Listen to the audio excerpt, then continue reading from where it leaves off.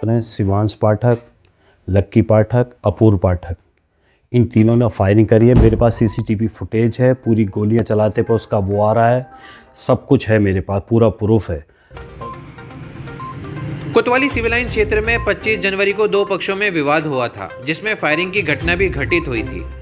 इस घटना में दो युवक घायल हुए थे, जिन्हें आसपास के लोगों ने घायल अवस्था में जिला अस्पताल पहुंचाया था। दो पक्षों के विवाद में कोतवाली सिविल लाइन पुलिस ने एक पक्ष की ओर से 5 लोग और दूसरे पक्ष की ओर से 4 लोगों के खिलाफ एफआईआर दर्ज कर पुलिस जांच में जुट गई है। वहीं एक पक्ष के हर्षित भारद्वाज ने बताया कि वह राधा रोड पर जा रहा था। उसको रास्ते में शिवांश पाठक और उसके साथियों ने रोक लिया और कहासुनी हुई। आरोपियों ने उनसे मारपीट कर फायरिंग कर दी, जिसमें 2 युवक घायल हुए। वहीं दूसरे पक्ष के शिवांश पाठक का भी आरोप है कि उससे रंगदारी मांग रहे थे। इसी बात को लेकर विवाद हुआ था। बहरहाल दोनों पक्ष एक दूसरे पर आरोप प्रत्यारोप लगा रहे हैं। अब ये जांच का विषय है कि क्या सत्य है।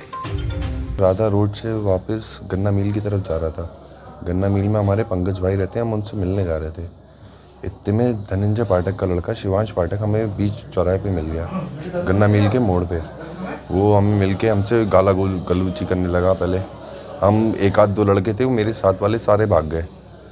फिर वो इतने में मैं भी भागने लगा। जब मेरे साथ वाले सारे भाग गए तो इतने में उसने पीछे से मेरे पास 2-3 राउंड फायरिंग करा, जिसमें कि एक राउंड मेरे पैर में लग गया।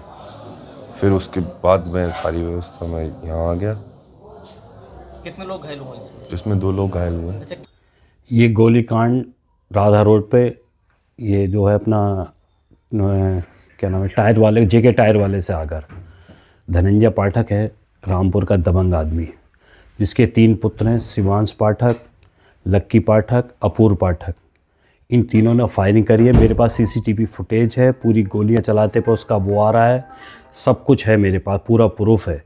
और जिस टाइम इसने मेरे खिलाफ जो एफआईआर कराई है, वो एफआईआर में जिस टाइम इसने एफआईआर जिस समय का समय दिया है, उस समय मैं थाने के अंदर बैठा था। मेरा भतीजा घायल था उस टाइम। 7:30 बजे की एफआईआर दिखाई है इसने। हम तो थाने में 6:30 बजे से बैठे थे, जिसमें सीसीटीवी फुटेज है। सीसीटीवी फुटेज में हम थाने के अंदर ही, मेरा भतीजा घायल बैठा था वहाँ पर। ये सब फर्जी उसने एफआईआर करा दी दबंगी की वजह से। प्रशासन अभी हमारी कुछ सुन के नहीं दे रहा है। हमने सारे उस जो हमारा आयु जो हैं दरोगा जी, हमने उनको ले जाकर सीसीटीवी फुटेज में सब कुछ दिखा दिया। उनकी सब कुछ वो ले गए हैं कर। अच्छा, आपकी तरफ से कितने लोगों के खिलाफ एफआईआर दर्ज हुई है? हमारी तरफ से हैं 5 लोग। कौन कौन? शिवांश पाठक, लक्की पाठक, अपूर्व पाठक, 2 और हैं, मैं इनका नाम नहीं जानता। अच्छा, उधर से कितने लोगों के खिलाफ हुई है? 4 लोगों के खिलाफ करी है उसने। आपके कितने के खिलाफ दर्ज हुई है? मेरे खिलाफ है, मेरे भतीजे के खिलाफ है जो घायल है, जिसके गोली लगी हुई है। उसका एक दोस्त है, उसके भी गोली लगी हुई है। तीसरा जो है, उसके भी गोली लगी हुई थी, लेकिन उसके छूती हुई निकल गई थी गोली। 3 लोगों को इन्होंने गोली मारी है। उन तीनों के खिलाफ ही इसने एफआईआर कराई है और मेरे खिलाफ भी कराई है। अब आपके जो घायल हैं भतीजे और उनके दोस्त, उनकी हालत कैसी है? हालत उनकी यहाँ सही नहीं है, उनको अलीगढ़ रेफ़र कर दिया गया है। अब आप क्या चाहते हैं? हम चाहते हैं प्रशासन से, जो दबंग हैं, जिन्होंने मेरे साथ बदतमीजी करी है, मेरे भतीजों के साथ बदतमीजी करी, उनको गिरफ्तार करा जाए। 25 जनवरी शाम करीब 7 बजे थाना सिविल लाइन में फायरिंग की सूचना मिली। तत्काल सिविल लाइन एसएचओ घटनास्थल पर पहुंचा तथा मेरे द्वारा भी वहां पर जांच की गई। जांच करने के उपरांत मौके पर घायल अवस्था में हर्षित शर्मा तथा सतबीर को द्वारा सीएससी हॉस्पिटल के लिए रवाना किया गया। घायल व्यक्ति हर्षित द्वारा बताया गया कि शाम के करीब 7 बजे के आसपास 3-4 व्यक्तियों ने मेरे ऊपर फायरिंग की गई और घटनास्थल पर खोखा भी मौके पर बरामद किया गया।